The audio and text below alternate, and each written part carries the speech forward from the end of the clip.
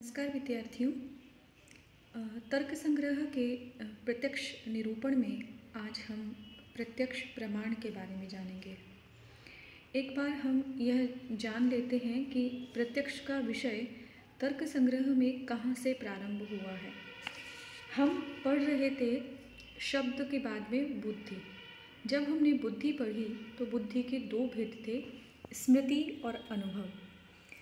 तो अनुभव जो है वह दो प्रकार का होता है, यथार्थ और अयथार्थ अनुभव।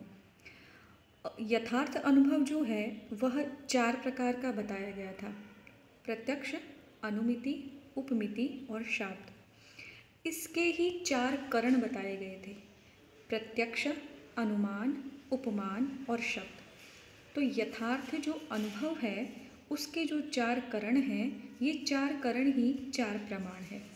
इसी संदर्भ में हमने करण, कारण, कार्य इत्यादि के लक्षण पढ़े थे और इसी में हमने तीन प्रकार के कारण भी पढ़े हैं, समवायी, असमवायी और निमित्त।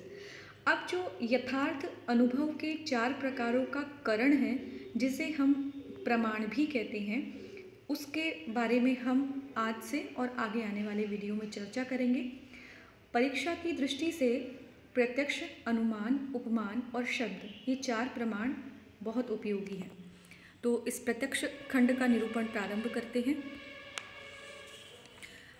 प्रत्यक्ष परिच्छेद में तर्क संग्रहकार अन्नम भट्ट लिखते हैं, तत्र प्रत्यक्ष ज्ञान करणम प्रत्यक्षम।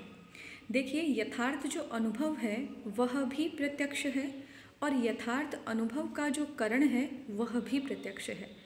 शब्दावली दोनों की एक जैसी है, किंतु एक करण भी प्रत्यक्ष है और जो यथार्थ अनुभव है वह भी प्रत्यक्ष है। क्या कहते हैं? तत्र। तत्र से इनका तात्पर्य है, ये जो चार प्रमाण हमने बताए हैं, प्रत्यक्ष, अनुमान, उपमान और शब्द, तत्र उन चार प्रमाणों में से प्रत्यक्ष ज्ञान का जो करणम असाधारण कारण है उसे प्रत्यक्ष कहते हैं। क्योंकि हमने लक्षण पढ़ा था, असाधारणम कारणम करणम। जो असाधारण कारण होता है वही करण कहलाता है।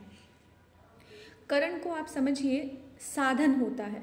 मान लीजिए आपको प्रत्यक्ष ज्ञान करना है, तो प्रत्यक्ष ज्ञान को करने का साधन कौन सा होगा? तो जो साधन प्रत्यक्ष ज्ञान का होगा वही क्या कहलाएगा? प्रत्यक्ष कहलाएगा। देखिए, हम क्या समझते हैं कि प्रत्यक्ष जो ज्ञान होता है वह केवल आँखों से होता है।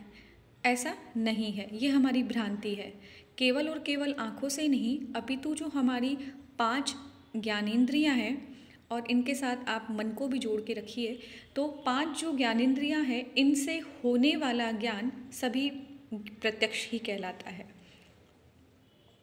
चक्षु, रसन, रसन का मतलब जिह्वा, श्रोत्र अर्थात कान, घ्राण अर्थात नासिका और त्वक अर्थात त्वचा और मन, इन 6 इंद्रियों के द्वारा वस्तुओं का जो प्रत्यक्ष होता है, वस्तुओं जो देखी जाती है, सूंघी जाती है, महसूस की जाती है, सुनी जाती है और रसास्वाद किया जाता है, ये सभी क्या कहलाते हैं? प्रत्यक्ष कहलाते हैं। प्रत्यक्ष यह प्रमाण भी है और यह प्रमा भी है। समझिए, देखिए क्या कहना चाहते हैं इस पंक्ति में, भी प्रत्यक्ष नाम का प्रमाण भी है, यानी यथार्थ ज्ञान जिसके द्वारा किया जाता है वह भी है और यह यथार्थ ज्ञान भी है। क्या अर्थ है इस पंक्ति का? कि आप आँखों से जिस वस्तु को देख रहे हैं तो वह क्या है? आपका यथार्थ ज्ञान है। और आँखों के द्वारा जो आपका, उस यथार्थ ज्ञान को भी क्या कहेंगे हम? प्रत्यक्ष कहेंगे। और आपने ये जो यथार्थ ज्ञान प्राप्त किया है, यह किसके द्वारा किया है? चक्षुरिंद्रिय के द्वारा। तो चक्षुरिंद्रिय वही प्रत्यक्ष कहलाएगी और चक्षुरिंद्रिय के द्वारा जो आपने ज्ञान प्राप्त किया है, जिस वस्तु को देखा है, जो यथार्थ ज्ञान लिया है, वह भी प्रत्यक्ष कहलाएगा। तो प्रमाण भी प्रत्यक्ष है, यानी चक्षु इंद्रिय भी प्रत्यक्ष है और जो उसके द्वारा होने वाला ज्ञान है वह भी प्रत्यक्ष है। यह केवल प्रत्यक्ष प्रमाण के संदर्भ में ही है, अन्य में नहीं है ऐसा। प्रमा को यथार्थ ज्ञान अथवा यथार्थ बुद्धि कहते हैं। प्रत्यक्ष प्रमाण के द्वारा जो प्रमा होती है उसे भी प्रत्यक्ष कहते हैं। ये मैंने आपको अभी अभी बताया ही है। अब जो 6 प्रकार की इंद्रियां हैं, चक्षु, रसन, श्रोत्र, घ्राण, त्वक और मन, इनसे को ही प्रत्यक्ष प्रमाण कहते हैं। अर्थात प्रत्यक्ष प्रमाण का लक्षण भी प्रत्यक्ष ही है। चाक्षुष प्रत्यक्ष यानी चक्षु इंद्रिय से होने वाले प्रत्यक्ष को चाक्षुष प्रत्यक्ष कहते हैं। रसना यानी जिह्वा जो है, इस इंद्रिय के द्वारा होने वाले ज्ञान को रासन प्रत्यक्ष कहते हैं। श्रोत्र के द्वारा होने वाले प्रत्यक्ष को श्रावण प्रत्यक्ष यानी सुनने वाला प्रत्यक्ष कहते हैं। घ्राण इंद्रिय यानी नासिका के द्वारा होने वाले प्रत्यक्ष को घ्राण कहते हैं। और त्वक यानी त्वचा, इस इंद्रिय के द्वारा होने वाले प्रत्यक्ष को त्वक यानी त्वाच प्रत्यक्ष कहते हैं। मन के द्वारा होने वाले प्रत्यक्ष को मानस प्रत्यक्ष कहते हैं। अर्थात जहाँ देखा, सूंघा, सुना और महसूस नहीं किया जा रहा है, जहाँ केवल मन ही किसी चीज़ को देखने में प्रमाण है, तो उसे क्या कहते हैं? मानस प्रत्यक्ष कहते हैं, जो सामान्य लोगों में नहीं देखा जाता है, योगियों में देखा जाता है।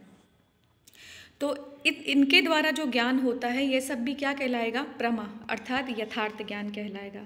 ये वही बात है जो मैं आपको अभी अभी कह रही थी कि आँखों के द्वारा जो हम देख रहे हैं वह तो प्रत्यक्ष है ही, लेकिन जिह्वा के द्वारा जिस रस का अथवा जिस भोजन का हम आस्वादन कर रहे हैं वह भी प्रत्यक्ष प्रमाण है। प्रत्यक्ष का मतलब यह नहीं होता कि हम जिसे आँखों से देखते हैं वही प्रत्यक्ष होता है।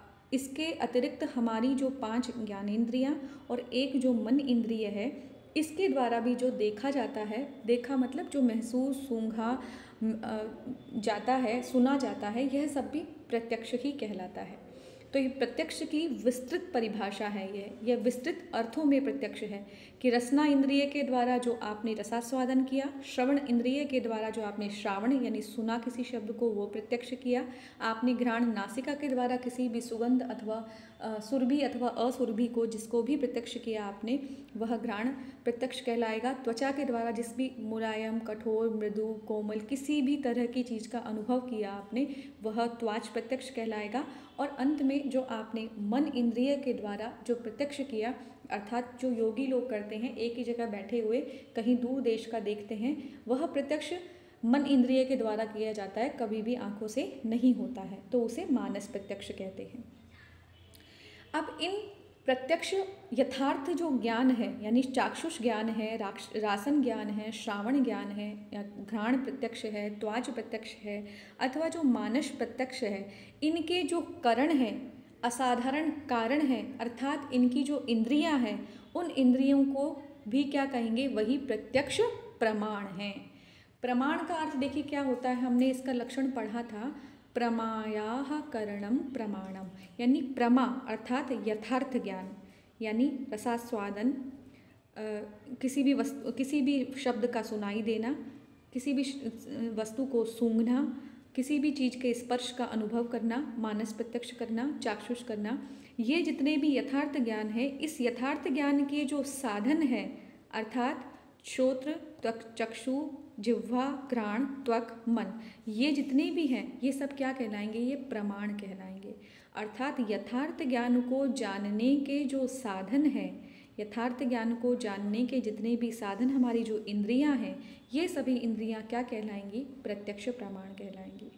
तो जो प्रत्यक्ष ज्ञान का असाधारण कारण है वह क्या कहलाएगा? प्रत्यक्ष कहलाएगा। तो प्रत्यक्ष ज्ञान करणम प्रत्यक्षम, तो प्रत्यक्ष क्या है? जो हमने जिन का हमने प्रत्यक्ष ज्ञान किया है, उनको वह ज्ञान जिन जिन इंद्रियों के द्वारा हो रहा है, वे सभी इंद्रियां प्रत्यक्ष ज्ञान कहलाती हैं, प्रत्यक्ष कहलाती हैं। तो प्रत्यक्ष का अर्थ है हमारी जो श्रोत्र, त्वक, चक्षु, जिह्वा और घ्राण और मन, ये जो 6 इंद्रियां हैं, इनको क्या कहेंगे? हम प्रत्यक्ष कहेंगे।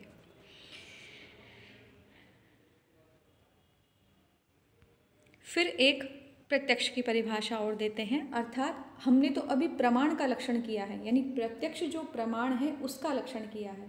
अब ये कह रहे हैं कि यथार्थ ज्ञान जो होता है, जिसे आप प्रमा कहते हैं, उस प्रत्यक्ष का क्या लक्षण है? तो उसका लक्षण देते हुए कहते हैं, इंद्रियार्थ सन्निकर्ष जन्यम ज्ञानम प्रत्यक्षम। देखिए 2 विषय हैं, दोनों विषयों को इन्होंने प्रत्यक्ष कहा है। एक तो वह वस्तु जिसका आपको ज्ञान करना है, और एक वह जिससे आपको ज्ञान होगा, यानी इंद्रिय वह भी प्रत्यक्ष है, इंद्रिय से जो आपने जिस भी वस्तु का ज्ञान किया है वह भी प्रत्यक्ष है। तो जो इंद्रिय प्रत्यक्ष है यानी जिस इंद्रिय को आपने प्रत्यक्ष कहा है उसका लक्षण तो इन्होंने कहा प्रत्यक्ष ज्ञान करणम प्रत्यक्षम, यानी करण है वह तो साधन है, जितनी भी इंद्रियां हैं वे सभी साधन हैं, इन इंद्रियों को प्रत्यक्ष कहा। अब इन इंद्रियों के द्वारा जिस वस्तु का प्रत्यक्ष कर रहे हो वह वस्तु का प्रत्यक्ष किस प्रकार होता है, वो यथार्थ ज्ञान का लक्षण क्या है, जिसको भी इन्होंने प्रत्यक्ष शब्द से परिभाषित किया है। उसका लक्षण देते हुए कहते हैं इंद्रियार्थ सन्निकर्ष जन्यम ज्ञानम प्रत्यक्ष। इंद्रिय यानी श्रोत्र, त्वक, चक्षु, जिह्वा, घ्राण और हमारी मन, ये 6 इंद्रियों के सन्निकर्ष से अर्थात संबंध से जन्यम उत्पन्न होने वाला ज्ञानम ज्ञान प्रत्यक्षम प्रत्यक्ष अर्थात यथार्थ ज्ञान है। इंद्रिय का और जब पदार्थ का सन्निकर्ष होता है, आपस में जब संबंध होता है, तो जो ज्ञान उत्पन्न होता है उस ज्ञान को प्रत्यक्ष कहते हैं। जैसे आपके सामने अभी आप जो मैं वीडियो बना रही हूँ या आपके सामने पढ़ाने के लिए जो ये तैयार किया है मैंने, इसे आप देख रहे होंगे, तो नेचुरली आपके पास या तो मोबाइल होगा या फिर आपके पास कंप्यूटर होगा। तो आप अपनी चक्षुर इंद्रिय से जिस इन शब्दों को देख रहे हैं, ठीक है, तो आपकी जो आँखें हैं वो आपकी चक्षुर इंद्रिय है वह, और जो पदार्थ आपके सामने अर्थात कंप्यूटर उस पर लिखे हुए जो शब्द हैं उनका आपस में क्या हो रहा है, सन्निकर्ष संबंध बन रहा है। इससे फिर आपको एक ज्ञान उत्पन्न हो रहा है, यानी मैं ये वस्तु देख रहा हूँ, मैं इन शब्दों को देख रहा हूँ अथवा देख रही हूँ, अथवा मैं अपने कानों से इन शब्दों को सुन रही हूँ अथवा सुन रहा हूँ, अथवा आपने मोबाइल की स्क्रीन को पकड़ रखा है या फिर आपने कंप्यूटर को देख रखा है, तो कंप्यूटर से दूर हैं तो उसको तो स्पर्श नहीं किया है, अथवा आपने मोबाइल को स्पर्श किया है बार बार इसका, तो आपको स्पर्श प्रत्यक्ष हो रहा है। तो वह जो वस्तु है वह और साथ में इंद्रिय, इन दोनों का जब सन्निकर्ष होता है, संबंध बनता है, तभी एक ज्ञान उत्पन्न होता है। उस ज्ञान को क्या कहते हैं, प्रत्यक्ष कहते हैं अथवा यथार्थ ज्ञान कहते हैं। देखिए, सन्निकर्ष शब्द का अर्थ होता है संयोग होना अथवा संबंध होना। चक्षु आदि इंद्रिय घट आदि पदार्थों के सन्निकर्ष से होने वाला जो ज्ञान होता है उसे प्रत्यक्ष कहते हैं। आँखों के द्वारा आपने जिस भी वस्तु को देखा, अथवा कानों के द्वारा जिस भी शब्द को सुना, अथवा नासिका के द्वारा जिस भी सुगंध अथवा दुर्गंध को ग्रहण किया अथवा गंध को ग्रहण किया, अथवा चक्षु इंद्रिय के द्वारा किसी भी वस्तु का स्पर्श को महसूस किया, अथवा मन द्वारा किसी भी वस्तु को अनुभव किया, यह सभी क्या कहलाएंगे, यह इंद्रिय यानी आपकी ये 6 इंद्रियाँ और इनके द्वारा होने वाले जितने भी पदार्थ हैं जो तत्त पदार्थों का ही ग्रहण करती है, उससे इन सन्निकर्ष से जो हमें ज्ञान उत्पन्न होता है, यह ज्ञान क्या कहलाता है, प्रमा कहलाता है, प्रत्यक्ष कहलाता है, यथार्थ ज्ञान कहलाता है। तो इस प्रमा को ही प्रत्यक्ष प्रमाण का फल कहना चाहिए। यानी इन आँखों के द्वारा जिस भी चीज़ को आप देख रहे हो, जो संबंध बन रहा है, वही इन आँखों को देखने का या किसी भी इंद्रिय से किए जाने वाले अर्थ के ग्रहण का ये क्या है, फल है। तो जब इंद्रिय का और पदार्थ का जब तक सन्निकर्ष नहीं होता तो उससे उत्पन्न होने वाला ज्ञान भी नहीं होगा। तो सन्निकर्ष के बिना, मान लीजिए कोई चीज़ आपके सामने है ही नहीं, अंधेरा भी है अगर, तो आप वह वस्तु नहीं देख पा रहे हैं, आप सिर्फ अंधेरे को देखेंगे, तो चक्षुर इंद्रिय के द्वारा अंधेरे का प्रत्यक्ष हो रहा है। तो जिस भी इंद्रिय के द्वारा जिस भी वस्तु का ग्रहण किया जाता है तो वह क्या होता है, वह यथार्थ ज्ञान होता है। और यह कब होगा, जब इंद्रिय का और पदार्थ का आपस में सन्निकर्ष होगा, संबंध होगा।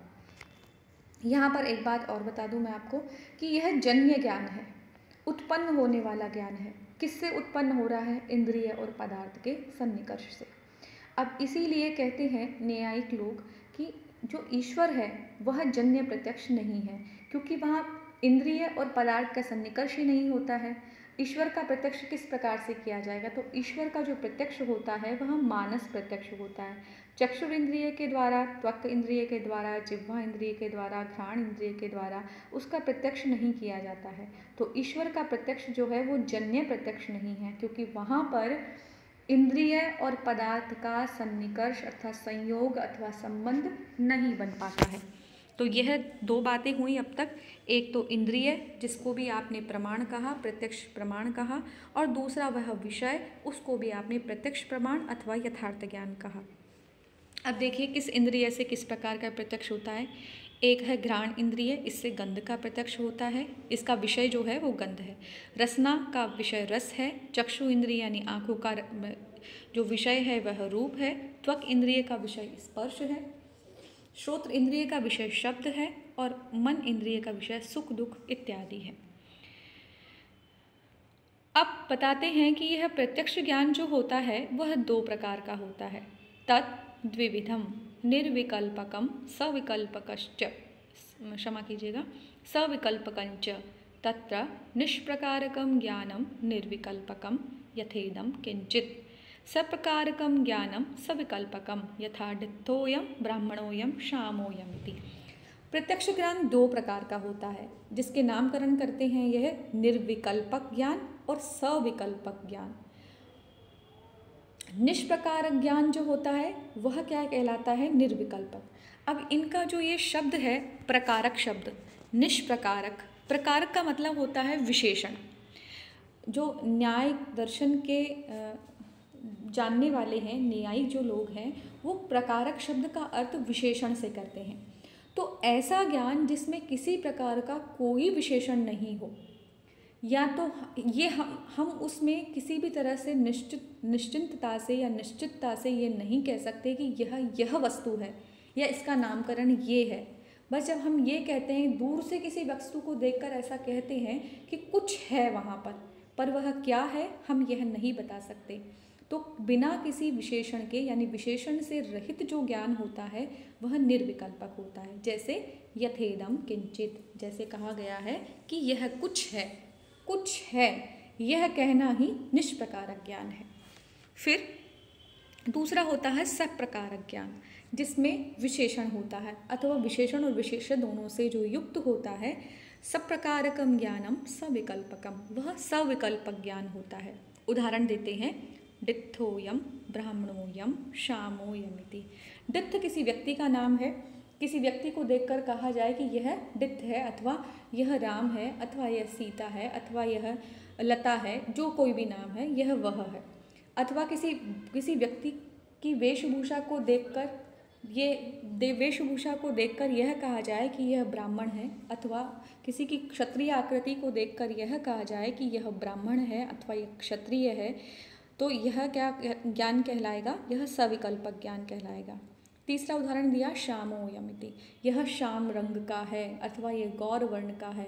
तो इस प्रकार की जो ज्ञान है, जो विशेषण और विशेष्य से युक्त हैं, वे सभी ज्ञान क्या कहलाएंगे? सविकल्पक। इस प्रकार प्रत्यक्ष के दो भेद हैं, एक सविकल्पक और दूसरा है निर्विकल्पक। तो इसको हम पढ़ लेते हैं एक बार। यह प्रत्यक्ष ज्ञान दो प्रकार का होता है, निर्विकल्पक और सविकल्पक। उन दोनों प्रत्यक्षों में प्रकारता से शून्य, यहाँ जो ये शब्द है प्रकारता से शून्य, प्रकारता का अर्थ यहाँ विशेषण से ही लिया है। विशेषण से जो शून्य ज्ञान है वह निर्विकल्पक कहलाता है। जैसे किसी पदार्थ के प्रथम दर्शन में अथवा अंधकार में अथवा जंगल में अथवा खेत में वस्तु के कुछ हिलने डुलने से अथवा उसकी ऊंची वस्तु के दिखने से कहा जाता है कि यह कुछ है। तो इस प्रकार का जो ज्ञान है वह कहलाएगा निर्विकल्पक। यह सामान्य ज्ञान कहलाता है। तो निर्विकल्पक सामान्य ज्ञान होता है जिसमें हम किसी वस्तु का नामकरण नहीं कर सकते हैं, सिर्फ यह कह सकते हैं कि यह कुछ है, यह कोई वस्तु है बस से, चाहे अंधकार के कारण हो अथवा हमारे ज्ञान की शून्यता के कारण ऐसा हो सकता है। तो यह निर्विकल्पक ज्ञान है। सविकल्पक ज्ञान के बारे में हम अगले वीडियो में जानेंगे। आज के वीडियो में इतना ही। धन्यवाद।